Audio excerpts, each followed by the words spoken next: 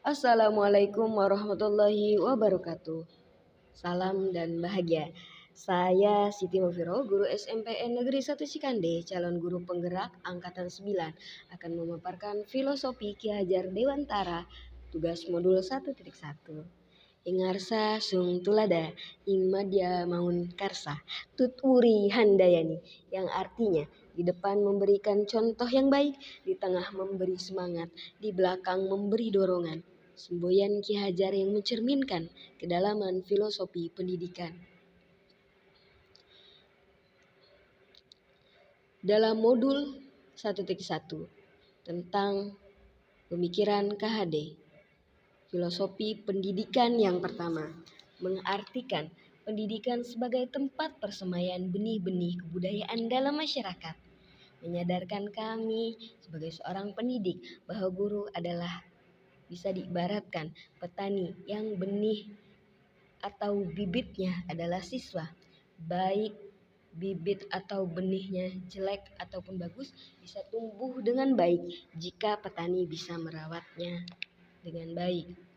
Filosofi KHD yang kedua berkaitan dengan dasar-dasar pendidikan yang menuntun. KHD menjelaskan bahwa tujuan pendidikan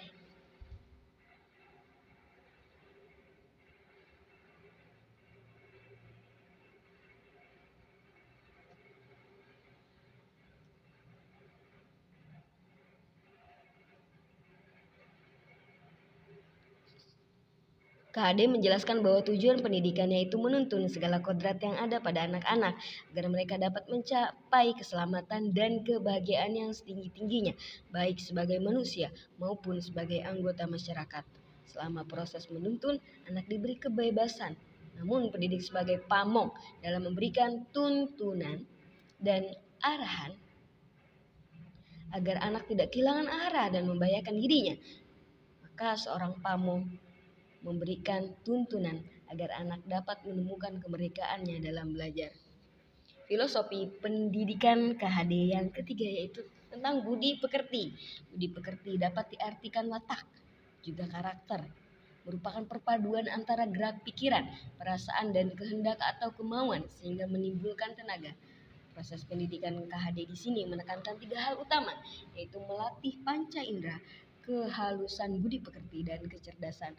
Menurut beliau, pendidikan harus imbang antara cipta, rasa, dan karsa. Pengembangan karakter atau budi pekerti tidak dapat tercipta begitu saja, harus melalui pembiasaan-pembiasaan, melalui lingkungan keluarga, sekolah, maupun masyarakat. Refleksi di tengah tentang pemikiran Ki Hajar Dewantara.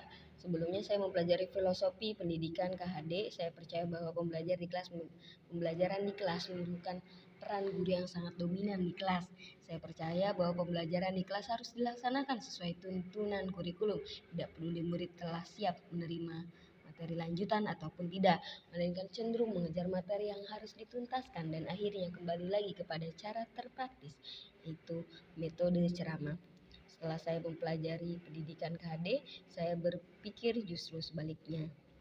Bisa dikatakan saya menyadari bahwa pemikiran tentang murid dan pembelajaran yang kemarin kurang tepat. Kemudian pengajaran harusnya sesuai dengan yang telah dijelaskan oleh Ki Hajar Dewantara, sesuai dengan filosofi pendidikan, ya, bahwa tidak semua murid memiliki kemampuan dan kecepatan yang sama dalam memahami sesuatu. Di sinilah saya mulai mencoba untuk mengelola pembelajaran agar setiap murid dapat melalui sesuai dengan kemampuan dan gaya belajarnya, berikan mereka ruang kreativitas belajar yang berbeda hingga akhirnya mereka menemukan sendiri arti merdeka belajarnya.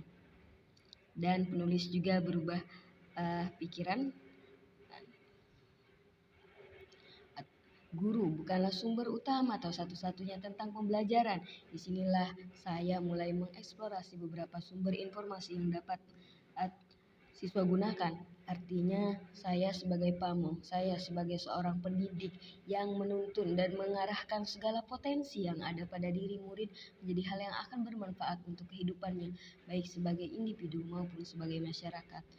Kurang lebihnya mohon maaf. Wabillahi taufik wal hidayah. Wassalamualaikum warahmatullahi wabarakatuh.